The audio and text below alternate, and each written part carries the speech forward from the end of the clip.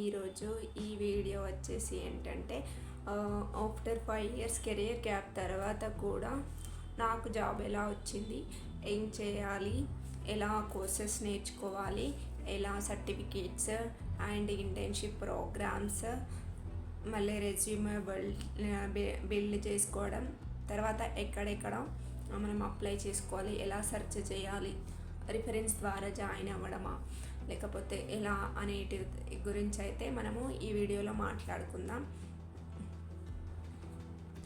మీకు కూడా ఏమైనా డౌట్స్ ఉంటే మనకి కామెంట్ సెక్షన్లో చెప్పండి. తర్వాత నెక్స్ట్ వీడియో వచ్చేసి దానిపైన ఆ డౌట్స్ పైన మాత్రం చేస్తానన్నమాట.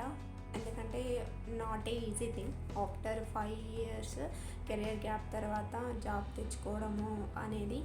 ఫస్ట్ ఆఫ్ ఆల్ మనము ఒక జాబ్ ట్రై చేసే ముందు స్పెసిఫైడ్ ఒక స్కిల్ పైన మాత్రమే ఫోకస్ పెట్టి ఆ స్కిల్ పైన మాత్రమే జాబ్ సెర్చ్ చేయడం, ఈజీ త్రూ జాయిన్ అవ్వడం అయితే జరుగుతుంది. ముందు ప్రతి ఒక్క రోల్కి అప్లై చేయడం కంటే మనం స్పెసిఫిక్గా మన లోపల ఉన్న ఒక స్కిల్కి మాత్రమే మనం అప్లై చేసుకోవడం ఈజీ థింగ్ అనమాట. సో ఇంత కెరీర్ గ్యాప్ ఉన్న తర్వాత డైరెక్ట్ మనకి పెద్ద పెద్ద కంపెనీలలో కూడా ఫస్టే ఆపర్చునిటీ రావడం అంటే రాదు. కాబట్టి ఎందుకంటే వాళ్ళు ఆల్వేస్ కంపెనీస్ ఏం చూస్తే ఫ్రెషర్ గ్రాడ్యుయేట్స్ని మాత్రమే తీసుకోవాలనుకుంటాయి కదా. సో మనకి డైరెక్ట్ అంత పెద్ద కంపెనీలో రావాలనేది కూడా కష్టము. మనం ఏం చేయాలంటే ఫస్ట్ ఇంటర్న్షిప్స్ కానీ సర్టిఫికేషన్స్ కానీ అవి చేసి మన రెజ్యూమేలో యాడ్ చేసుకోవాలి. మనము ఈ ఇంటర్న్షిప్స్కి అప్లై చేయడం కానీ, ఇంటర్న్గా జాయిన్ అవ్వడం కానీ, జాబ్స్ కొన్ని మనకి చాలా స్టార్టప్ బేస్డ్ కంపెనీస్లో ఖచ్చితంగా రిక్రూట్ చేసుకుంటారు. సో మనం ఫస్ట్ అయితే వాటికి అప్లై చేయాలి. అందులో జాయిన్ అయిన తర్వాత మనకి ఒక 1 ఇయర్ ఎక్స్పీరియన్స్ వచ్చిన తర్వాత కానీ తర్వాత మనమే వేరే ఫర్దర్గా కంపెనీస్కి త్రూ అవ్వడం అనేది చాలా బెటర్ అనమాట. మనకి ఇక్కడ ఈ ఇంటర్న్షిప్స్ ఎక్కడ చేయాలని, సర్టిఫికేషన్స్ ఎక్కడ తీసుకోవాలి అనేది కావాలి అంటే కామెంట్లో పిన్ చేయండి. దాని కోసం ఏ విధంగా చేయొచ్చు అని చెప్పేసి, నేనేవి చేసినా అని చెప్పేసి నెక్స్ట్ వీడియో అయితే చేస్తాను. నెక్స్ట్ అలా అప్లై చేసుకున్న తర్వాత మనకి నౌకరీ అండ్ లింక్డ్ఇన్లో మనము ఆల్వేస్ అప్డేట్గా ఉండాలి. రెజ్యూమ్ ఆల్వేస్, ప్రొఫైల్, సమ్మరీ అనేది ఆల్వేస్ అప్డేట్ చేస్తూ ఉండాలి. రెజ్యూమే స్ట్రాంగ్గా బిల్డ్ చేసుకున్న తర్వాత అప్లోడ్ చేయడం బెటర్. అండ్ రెజ్యూమే మనకి డైలీ అప్డేట్ చేయడం వస్తూ ఉండాలి. నౌకరీ అయితే కన్ఫామ్గా డైలీ అప్డేట్ అంటే మన ఇన్ ద సెన్స్ మన దగ్గర ఉన్నటువంటి అదే రెజ్యూమ్ని మళ్ళీ అప్డేట్గా అదే రెజ్యూమ్ని అప్లోడ్ చేసినా కానీ మనకి మన యొక్క ప్రొఫైల్ అనేది అప్డేట్ చేస్తూ ఉంటుందన్నమాట. నౌకరీకి ముందు మన రిక్రూటర్స్కి మన ప్రొఫైల్ని ముందుగా చూపించడం అనేది జరుగుతుంది.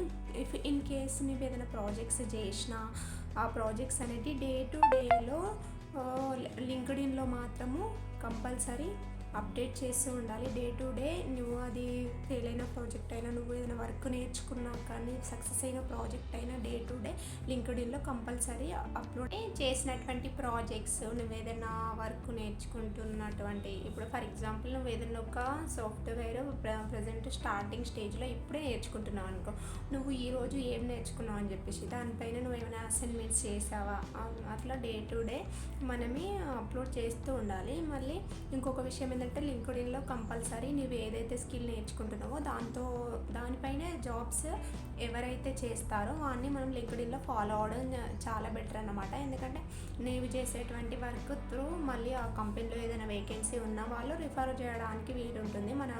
మనం పోస్ట్ చేసినటువంటి మన ప్రాజెక్ట్స్ అయినా మన వర్క్ నచ్చడం వల్ల కూడా వాళ్ళు మనని రిఫర్ చేసి ఆ కంపెనీకి తీసుకోవడానికి అనేటువంటి ఛాన్స్ ఉంటుంది. ఆల్వేస్ లింక్డ్ఇన్లో అయితే ఇలా అప్డేట్ ఉండడం చాలా బెటర్ నా సజెషన్ అయితే. నెక్స్ట్ అలా కాకుండా మనకు చాలా గ్యాప్ ఉంది కాబట్టి ఏం చేయాలి, త్రూ ఉంది indeed.com అయినా యాప్ అయినా నౌకరీ అయినా ఎక్కడ జాబ్స్ ప్లాట్ఫామ్స్ ఉంటే అక్కడ అప్లై చేయడం బెటరు. అన్నింటిలో ఈజీగా రావు, కొన్ని ఫేక్ ఉంటాయి, కొన్ని అన్నీ మనం చూసుకోవాలి. త్రూ వెబ్సైట్ ద్వారా మనం అప్లై చేసినటువంటి మాత్రము రియల్గా బాగుంటాయి అని అయితే చెప్పచ్చు.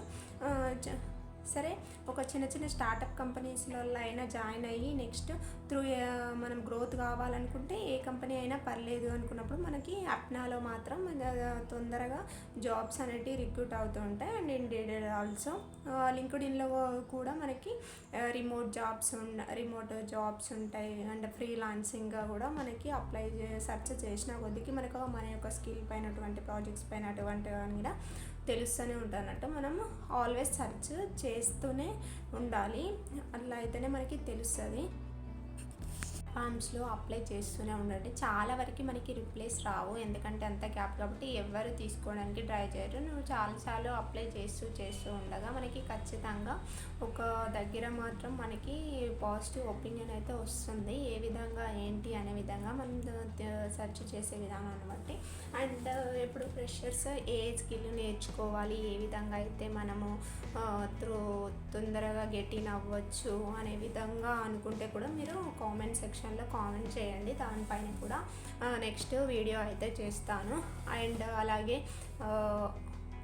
మీరు నాన్ ఐటీ బ్యాక్గ్రౌండ్కి వెళ్దాం అనుకుంటారా, ఐటీ బ్యాక్గ్రౌండా, కోడింగ్ నా వితౌట్ కోడింగా అని చెప్పేసి మా కూడా నాకు కామెంట్ సెక్షన్లో కామెంట్ చేయండి. దాని ప్రకారము ఈ కెరియర్ గ్యాప్ వాళ్ళ కోసం ఏది అయితే సూటబుల్ అంటే నేనేం చేస్తున్నా అని చెప్పేసి దానికైతే నేను మీకు రిప్లై అయితే ఇస్తాను అన్నమాట next video.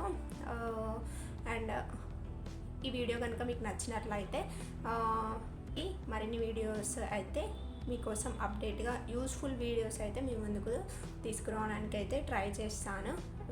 Thank you for watching this video. Thank you. Bye bye.